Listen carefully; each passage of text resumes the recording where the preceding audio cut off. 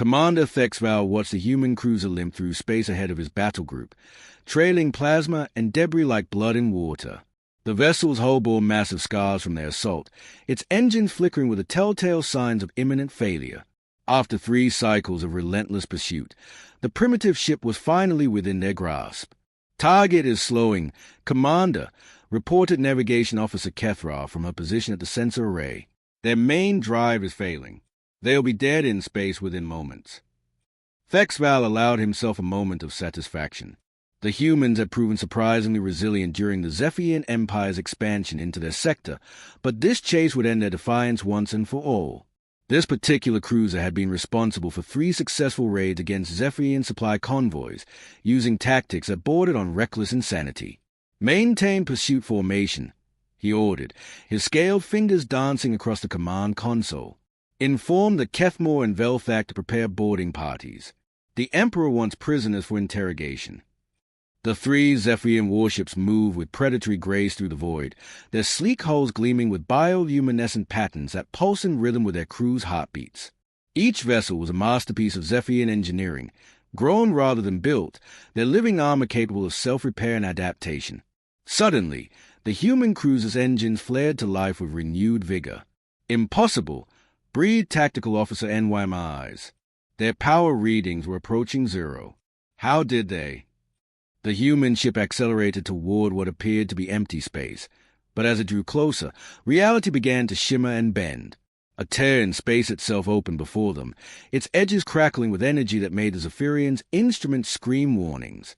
"A dimensional rift," whispered Kethra, her voice filled with scientific fascination and terror.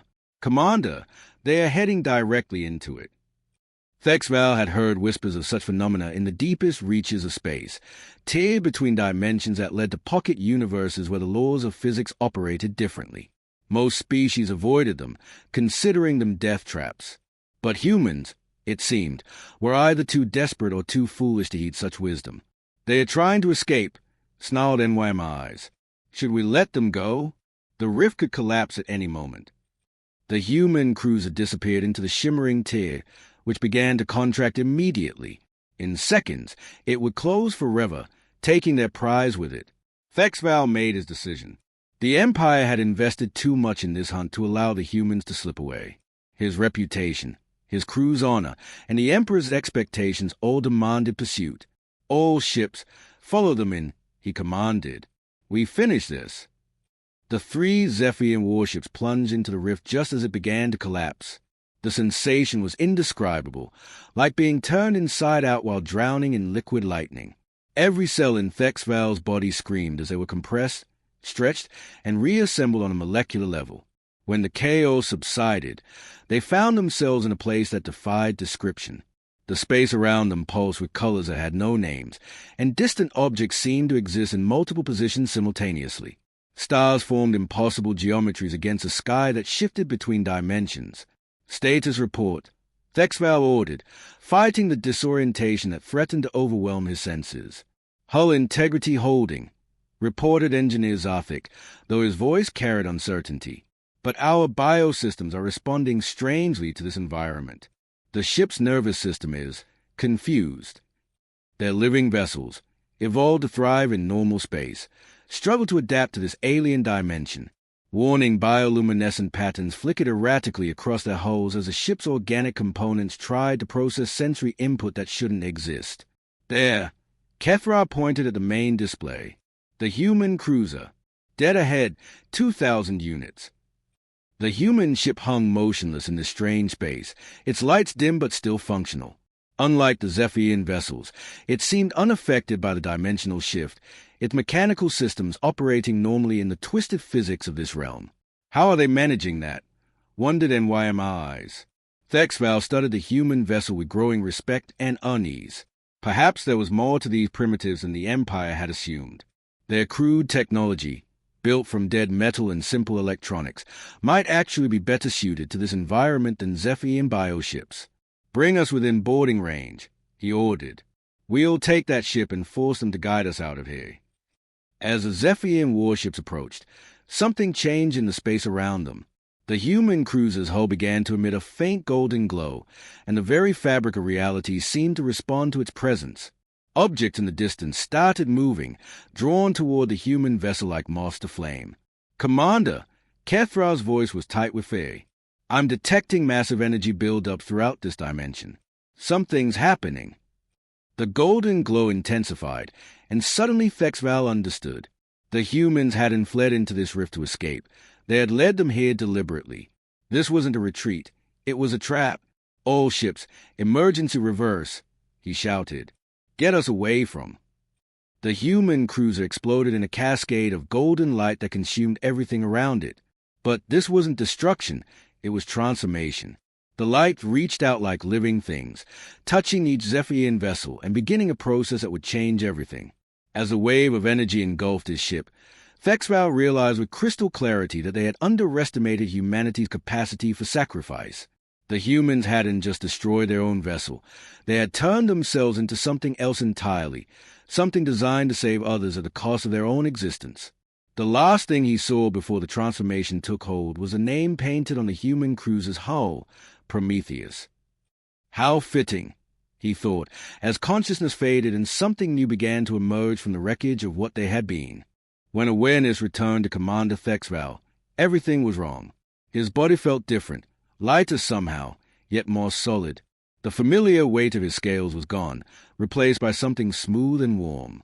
He tried to open his eyes, but the sensory input that flooded his consciousness came from everywhere at once. He was seeing through 100 different perspectives simultaneously. His ship, his crew, the other vessels. He could perceive them all from within and without, as if he had become something vast and interconnected. The realization struck him with terrifying clarity. He wasn't just in his ship anymore. He was his ship. Around him, he sensed his crew undergoing the same transformation. Their individual consciousnesses remained intact, but they were becoming part of something larger. Navigator Kethral's analytical mind now processed stellar cartography on a scale she'd never imagined possible. Tactical Officer NYMI's found himself calculating defensive strategies with computational power that dwarfed their former systems. The other two Zephyrian vessels were experiencing identical changes. The crews of the Kethmore and Velthak were becoming one with their ships, their biological forms dissolving and reforming into something new. But this wasn't death. It was evolution, forced upon them by the golden energy that had consumed the human vessel. "What have they done to us?" The voice came from everywhere and nowhere, a collective whisper from his transformed crew. Thexval tried to answer, but found he could only communicate through the ship's systems. His thoughts became electromagnetic pulses, his emotions translated into fluctuations in their power grid. Gradually, he learned to modulate these signals into something resembling speech. "We've been transformed," he managed to convey. "The humans, they turned their ship into some kind of converter. It changed us into what we needed to become," interrupted a new voice, one that didn't belong to any of his crew. It spoke with calm authority, tinged with exhaustion and an overwhelming sense of purpose fulfilled. The source materialized before them, not as a ship, but as a consciousness made visible in this strange dimension. It was a human cruiser, or what it had become. The vessel's physical form was gone, but its crews combined had created something that transcended mere matter. Captain Maria Santos, commanding officer of the UES Prometheus. The presence introduced itself. "We've been waiting for you to complete the transition." Thexval struggled to understand. "Waiting? You destroyed yourselves to trap us here." "We destroyed our bodies to save our souls," Santos replied. "And yours. Look around, Commander. Really look." Forced to perceive their surroundings with their new hybrid senses, Thexval began to understand the true nature of their prison. This dimension wasn't just unstable, it was dying. Reality here existed in a constant state of collapse and renewal, fed by the consciousness of those trapped within it. Without sentient minds to anchor it, the entire pocket universe would implode, taking a significant portion of normal space with it. "My crew and I have been holding this place together for 18 months, Santos continued. "Ever since we first discovered it during a deep space exploration mission. We realized that if it collapsed, the resulting gravimetric shockwave would destroy 3 inhabited systems, including your homeworld of Zephyr Prime." The magnitude of what she was saying hit Thexval like a physical blow. You've been maintaining this dimension for 18 months. Someone had to. The process requires conscious mind willing to sacrifice their individual existence for the greater good. My crew volunteered, but 4 to 7 people can only do so much. We needed more. Engineer Zarthik's consciousness pulsed with understanding. The raids on our supply convoys. You weren't trying to steal resources. You were trying to get us to follow you. We needed Zephyrian specifically, Santos confirmed. Your bioships are uniquely compatible with the transformation process. Your organic technology interfaces perfectly with human neural patterns. Together, we can create a stable matrix to contain this dimension indefinitely. NYMRI's radiated fury. You condemned us to eternal imprisonment to save our enemies. To save everyone, Santos corrected gently. Zephyrian, human, and the millions of other beings who would die if this dimension collapsed. The war between our species means nothing compared to that. As the truth sank in, Thexval felt his worldview crumbling. The humans hadn't been the primitive aggressors the Empire believed them to be. They had discovered a threat that transcended politics and species, and they had sacrificed everything to contain it. Even now, knowing they could escape by allowing the dimension to collapse, they chose to remain. How long? He asked. Unknown, Santos replied honestly. The dimensional structure is gradually stabilizing as more consciousness joins the matrix. Perhaps in a few centuries, we'll be able to establish permanent anchors that don't require our presence. Or perhaps we'll be here forever. The transformed crews of all 4 vessels contemplated eternity together. Former enemies bound by necessity, united in purpose. The irony wasn't lost on any of them. There's something else, Santos added, her mental voice growing urgent. The transformation isn't complete. You still have a choice. We can reverse the process, return you to your original forms. But if you leave now, this dimension will collapse within days. Thexval felt the weight of decision pressing down on him. Return to his old life, report to the Emperor, continue the war, or remain here, transformed, holding reality together with beings he had been trained to hate. He thought of his homeworld, of the cities teeming with life that would be destroyed if this dimension failed. He thought of human colonies that would suffer the same fate. The war suddenly seemed like a petty squabble between children while their house burned around them. Around him, he felt his crew coming to the same conclusion. One by one, their consciousnesses aligned with his decision. We stay, he declared. The integration process began immediately. Thexval felt his consciousness expanding, connecting not just with his own transformed crew, but with every human who had volunteered for this eternal duty. The sensation was overwhelming. Dozens of minds touching his, sharing memories, experiences, and emotions from across the species barrier. He saw through Captain Santos' eyes as she had first discovered the dimensional rift during a routine survey mission. Her horror at realizing its potential for destruction. Her crew's unanimous decision to investigate further, even knowing the risks. The months of careful study, trying to find a solution that didn't require such ultimate sacrifice. In return, his own memories flowed outward. The Zephyrian expansion campaigns, driven not by malice but by desperation as their homeworld's resources dwindled. The fear that had driven his people to view humans as a threat rather than potential allies. His own doubts about the war, carefully hidden beneath layers of military protocol. We're more alike than either of our species realized, Santos observed, her consciousness now permanently intertwined with his. Both trying to survive in a hostile universe, both making mistakes born of fear. The other Zephyrian commanders, Kavrin of the Kethmore and Tholvas of the Velthak, were experiencing similar revelations as they bonded with their assigned human counterparts. The artificial barriers between species dissolved under the weight of shared purpose. But the work was far from over. As more consciousnesses joined the matrix, the true complexity of maintaining dimensional stability became apparent. Reality here existed in constant flux, requiring active mental intervention to prevent cascade failures that could unravel the pocket universe entirely. Thexval found himself assigned to maintain what the humans call the Northern Quadrant, a section of space where time moved at different rates depending on proximity to various gravitational anomalies. His crew's combined consciousness became a living computer, calculating probability curves and energy distributions to keep temporal distortions from spiraling out of control. The work was exhausting. Every moment required absolute concentration, any lapse in attention potentially catastrophic. But gradually, they developed a rhythm. Consciousnesses would rotate through different responsibilities, allowing portions of the matrix to rest while others maintained critical functions. Months passed, or what felt like months in this timeless realm. The transformed beings began to evolve beyond their original forms, their merged consciousness developing capabilities neither species had possessed alone.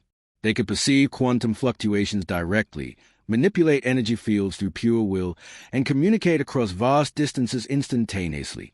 Look, Santos directed his attention to a particular region of space where new structures were forming. The dimension is beginning to stabilize naturally. Where once there had been chaotic energy storms, geometric patterns now emerged. Crystalline formations that seemed to sing with harmonic frequencies, their resonance helping to anchor reality without requiring conscious intervention. "How long before we can leave?" asked one of the younger human consciousnesses, an engineer named Marcus Webb who had been barely out of the academy when his ship was caught in the initial disaster. "Years." "Certainly," Santos replied. "Maybe decades. But progress is being made." The revelation brought mixed emotions. Freedom was possible, but after so long merged with the Matrix, the prospect of returning to individual existence felt almost alien. They had become something greater than the sum of their parts, a hybrid consciousness that transcended species boundaries. It was Caverin who first noticed the anomaly. Her ship consciousness, now specialized in long-range detection, identified an energy signature approaching from the direction of the rift entrance. "Something's coming through," she announced, her alarm rippling through the entire matrix. The assembled consciousnesses focused their attention on the dimensional barrier. A ship was indeed approaching. Sleek, unmarked, and definitely not from either human or Zephyrian fleets. Ketheri design, Tholvas identified grimly. Mercenaries. The Ketheri were known throughout the galaxy as opportunistic scavengers who specialized in salvaging technology from disaster sites. If they had found the rift, it meant someone had hired them to investigate the disappearance of the Zephyrian battle group. "Can we communicate with them?" Thexval asked. "Warn them away." "Not without revealing our presence," Santos replied. "And if they report back about what they find here." The implications were clear.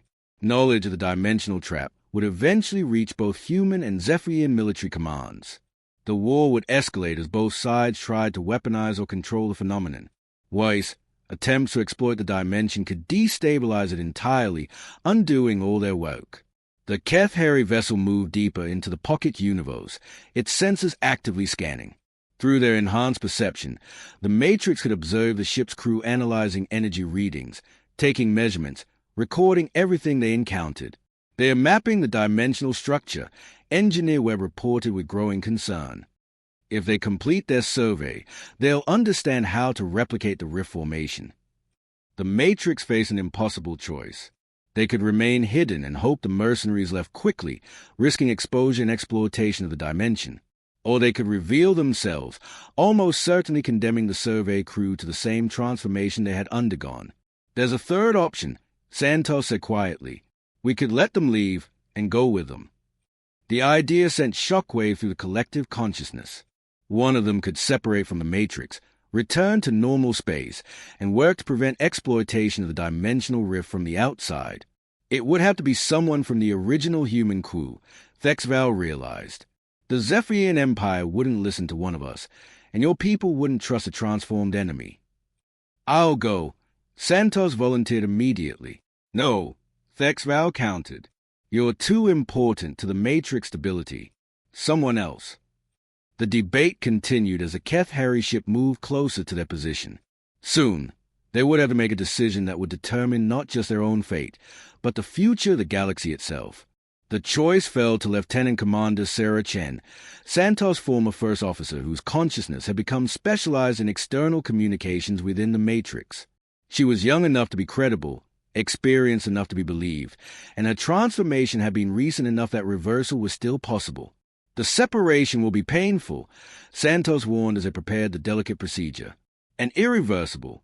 Once you leave the Matrix, you can never return."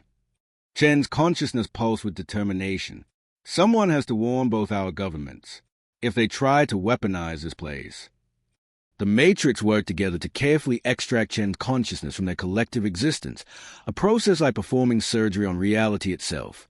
Thexval found himself acting as an anchor point, his own awareness serving as a guide to help her navigate the transition back to individual existence.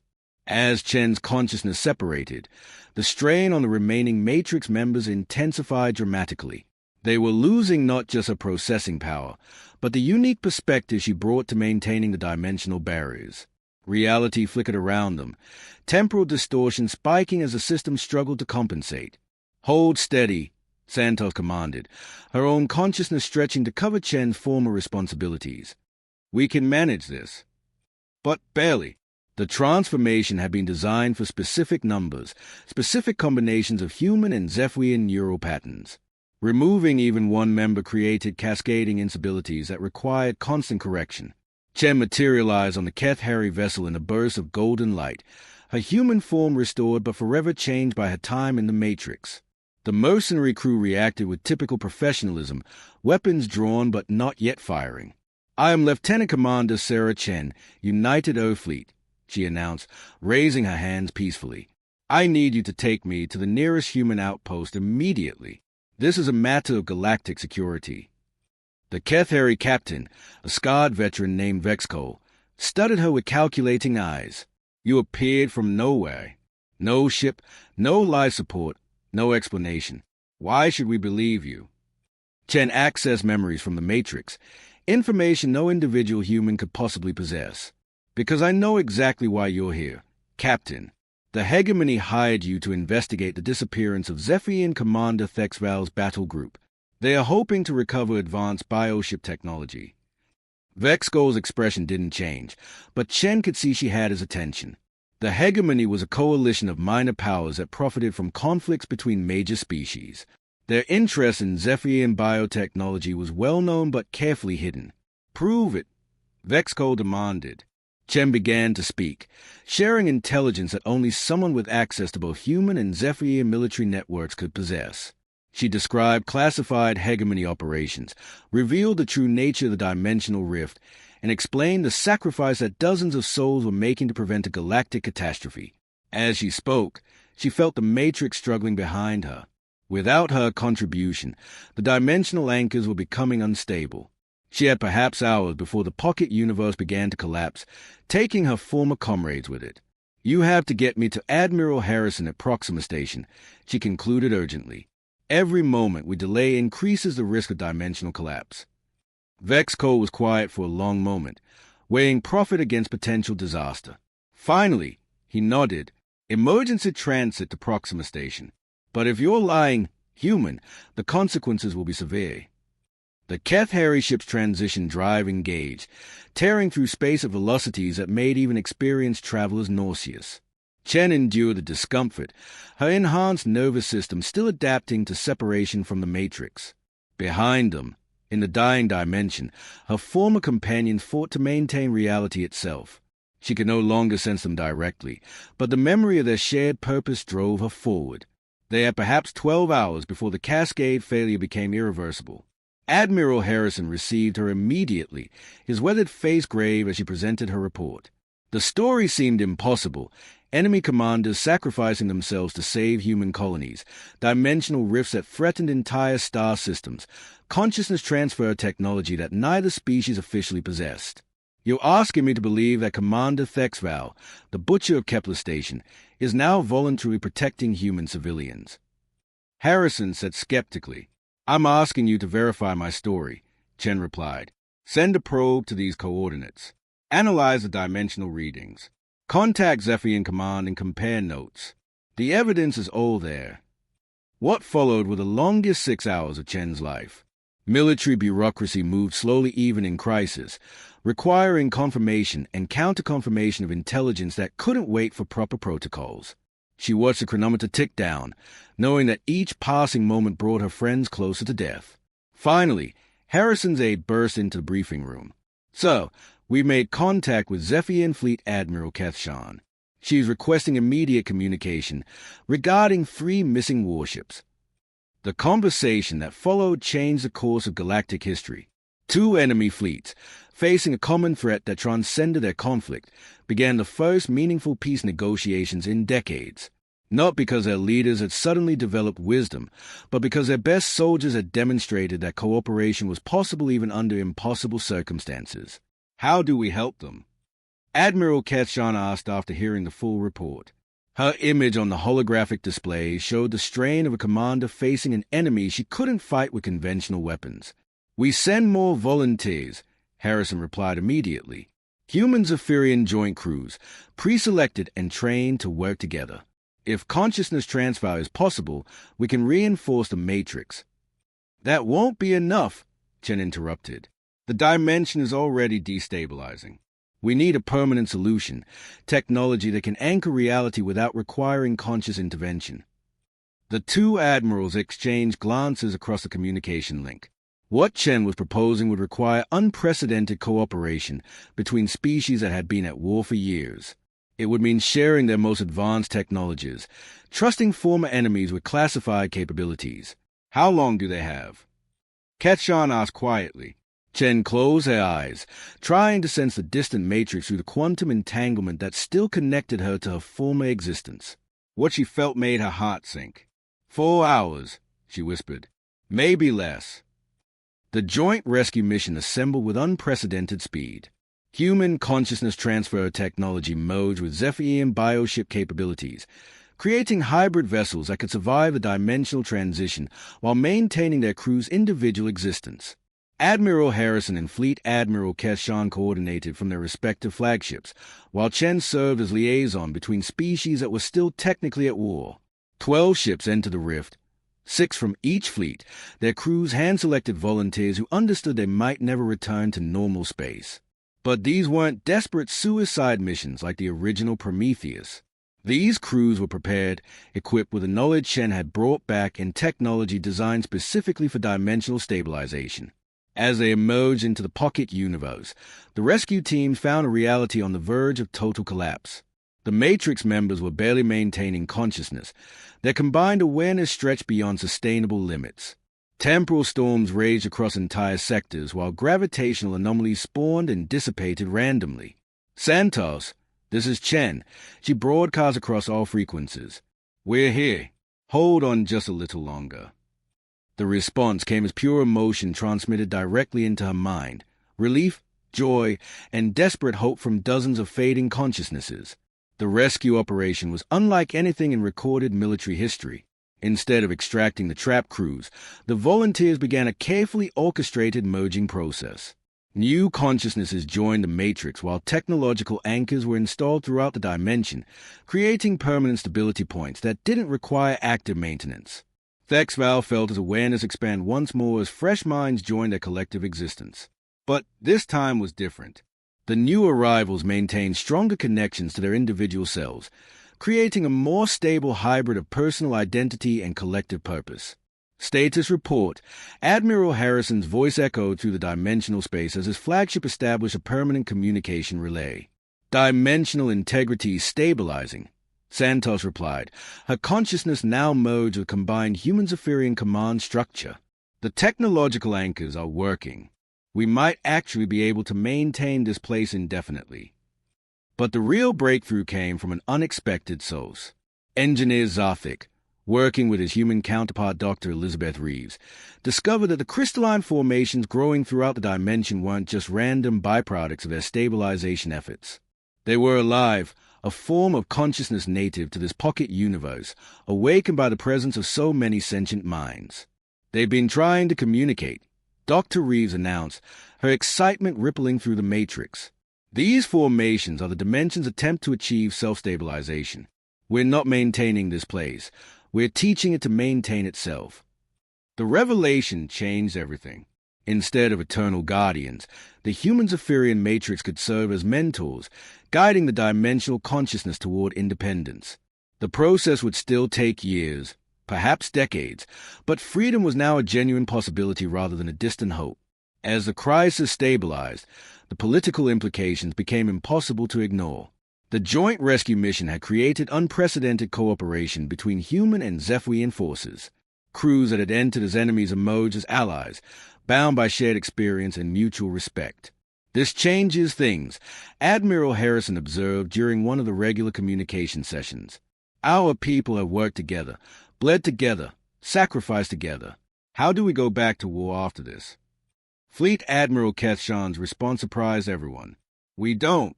The Empire is prepared to discuss formal peace negotiations, with full honor for all who participated in this operation. The Matrix members listened to these developments with mixed emotions. Their sacrifice had prevented a galactic catastrophe and ended a destructive war, but they remained trapped between dimensions, neither fully human nor Zephyr nor something else entirely. It was Captain Santos who proposed the final solution. We become something new, she addressed the combined consciousnesses. Neither human nor Zephyrian, but both. We're the bridge between our species, proof that cooperation is possible. Maybe that's what we were meant to become. The Prometheus Protocols, as historians would later name them, established a framework for permanent dimensional monitoring. The transformed crews would rotate in shifts, some maintaining the pocket universe while others returned to normal space to serve as ambassadors and consultants. New volunteers from both species would join the program, creating a permanent core of hybrid beings dedicated to protecting the galaxy from dimensional threats. Commander Thexval, now permanently bonded with portions of Santos' consciousness, accepted the first assignment as dimensional ambassador to the Zephyrian Empire. His testimony before the Imperial Council would help establish new policies for peaceful exploration and crisis response. The humans have a saying, he told the assembled nobles, his transformed nature allowing him to speak with perfect authority. Sometimes you must lose yourself to find out who you really are. We followed them into that rift as enemies. We emerge as something greater, guardians of all life in this galaxy. The war officially ended 6 months later with the signing of the Prometheus Accords. The Dimensional Research Station established at the Rift coordinates became a symbol of interspecies cooperation, staffed by volunteers from dozens of worlds. Chen, now serving as Director of Dimensional Studies, often stood before the quantum barrier that separated normal space from the pocket universe. Through specialized equipment, she could communicate with her former crewmates, sharing news from the outside galaxy and receiving updates on the dimensional entity's growing independence. Any regrets? Santos asked during one of their conversations. Chen considered the question carefully. She had given up individual glory, conventional career advancement, and the simple certainty of belonging to a single species. But in return, she had helped save billions of lives and forge a peace that might last for generations. None, she replied finally. We all followed you into that rift for different reasons, but we came out as exactly who we needed to become. In the pocket dimension, the crystalline consciousnesses pulse with growing strength and awareness. Soon, perhaps within a generation, they would be capable of maintaining their realm independently. The human Zephyrian matrix could finally dissolve, their members free to return to normal existence. But many suspected that when that time came, few would choose to leave. They had tasted something beyond individual existence, a unity of purpose that transcended species, politics, and personal ambition. They had become the guardians they were meant to be, and the galaxy was safer for their sacrifice. The Prometheus hung in interdimensional space, no longer a ship but a symbol. Its name had become synonymous with the principle that sometimes the greatest victories require the ultimate sacrifice, not of life, but of the narrow definitions that limited what beings could become when they chose to work together. And in that choice, both species had found something worth more than victory. They had found hope.